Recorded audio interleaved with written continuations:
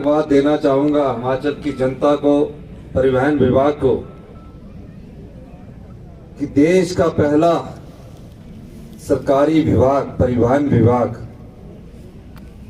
पूरी तरह से इलेक्ट्रिकल होने जा रहा है।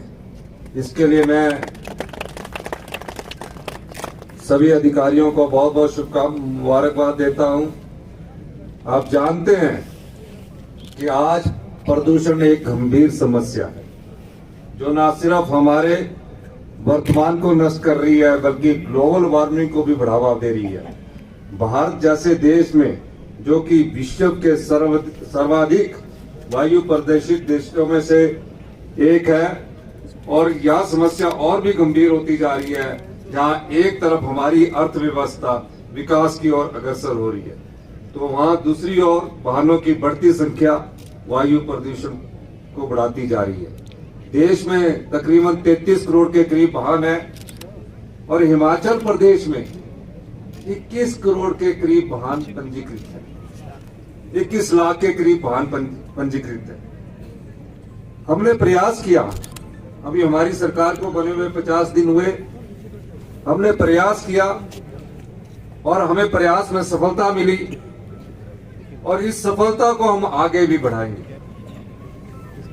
बहुत जल्दी ही हम परमाणु, नालागढ़, ऊना, हमीरपुर, नादौन, देरा परिवहन लाइन को क्लीन एंड ग्रीन कॉरिडोर बनाने जा रहे हैं।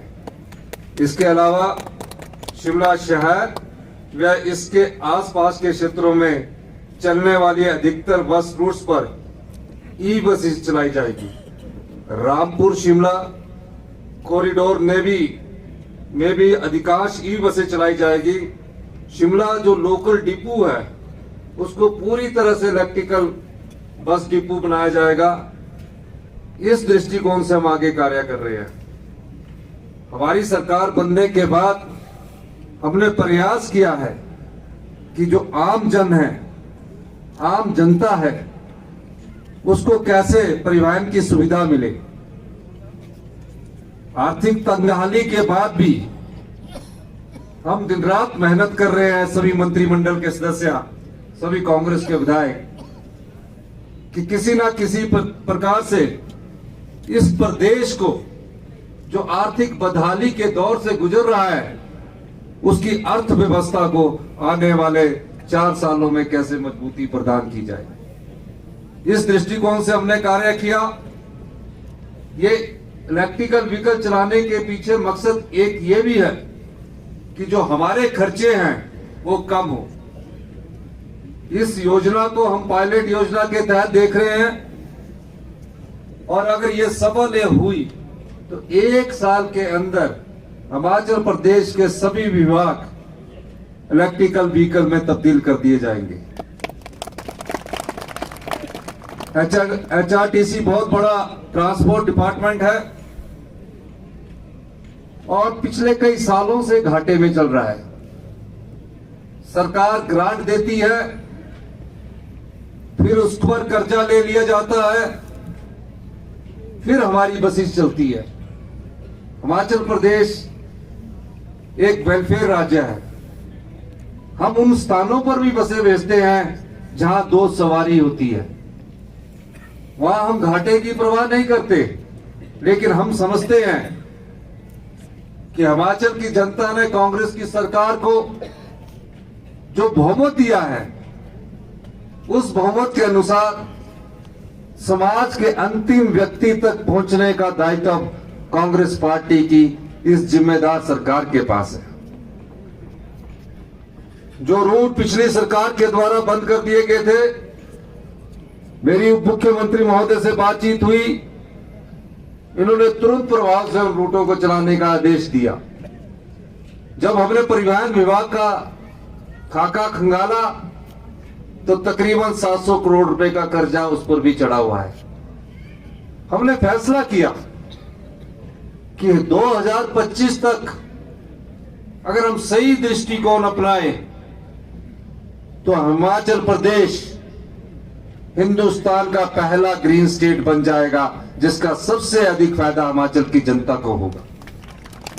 जिस प्रकार हिंदुस्तान का पहला परिवहन विभाग ग्रीन विभाग बन गया, उसी प्रकार हम इस दृष्टि से आगे बढ़ रहे हैं। हम जानते हैं कि हमें जो वादे किए हैं उन्हें पूरा करना है, और जो सरकारी कर्मचारियों का, पेंशन भोगियों का जो 11,000 करोड़ रुपए का कर्ज है, एरियर के रूप में सरकार पर चढ़ा है, जो हमें विरासत में मिला है, 75,000 करोड़ रुपए का जो कर्ज और विरासत में मिला है, उसको भी कैसे कम किया जाए, इस दृष्टिकोण से हमारी सरकार काम कर रही है।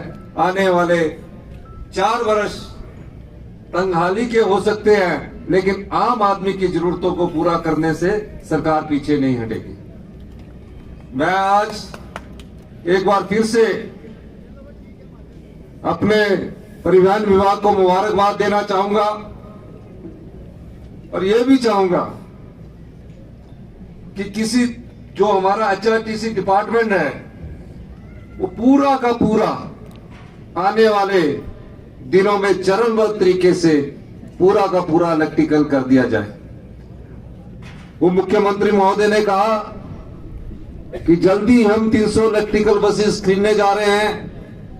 हमारा प्रयास है कि अगले 2 साल तक हम कम से कम जो एचआरटीसी डिपार्टमेंट है उसमें 60% बसेस को इलेक्ट्रिकल कर दिया जाए। इस दृष्टि से हम अपना कार्य कर रहे हैं, और जब ये 60% इलेक्ट्रिकल हो जाएगा तो हमारा जो एचआरटीसी डिपार्टमेंट घाटे में जा रहा है वो फायदे में आ जाएगा। हम हर एक विभाग में व्यवस्था परिवर्तन करने लगे हैं। सत्ता में आने के बाद हमने कहा था हम सत्ता के लिए नहीं चाहते, हम सत्ता व्यवस्था परिवर्तन के लिए चाहते हैं। इस दृष्टि से हमने 3 बड़े फैसले किए। एक फैसला, सरकारी कर्मचारी वो अधिकारी जो हिमाचल में विकास की गाथा लिखते हैं उन्हें ओल्ड पेंशन स्कीम के तहत लाया गया। एक फैसला उन अनाथ बच्चों के लिए जो 6,000 के करीब प्रदेश में हैं।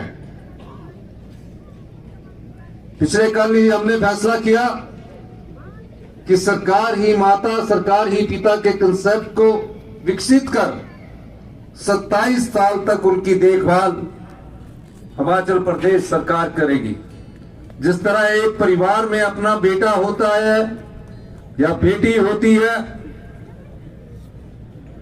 उसका पालन पोषण उसका परिवार करता है, उसी तरह सरकार इन अनाथ बच्चों का पालन पोषण करेगी। मुख्यमंत्री बनने के बाद परंपरा थी कि सचिवालय में जाया जाता था।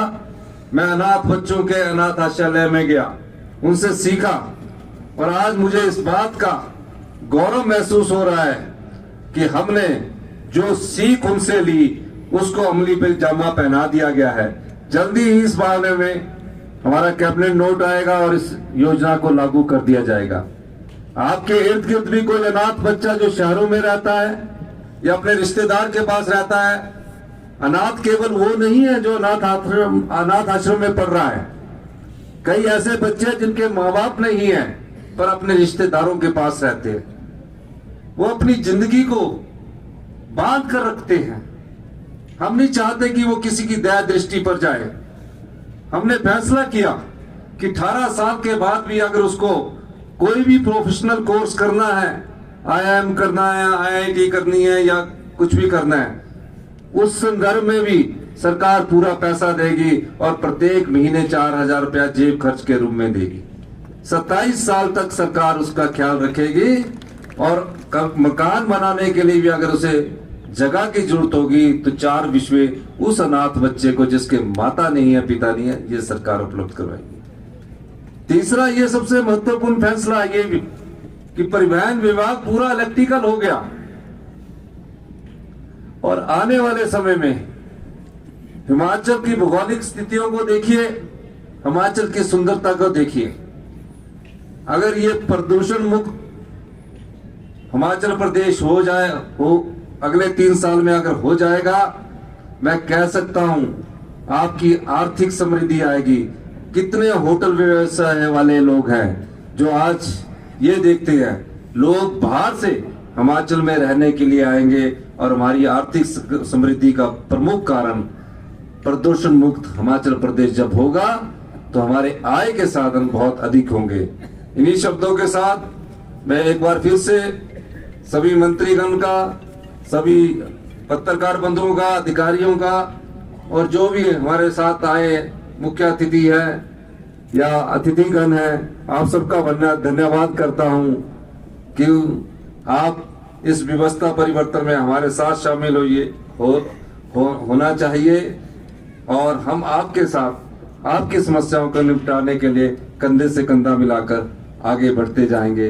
बहुत बहुत धन्यवाद। जय हिंद, जय भारत।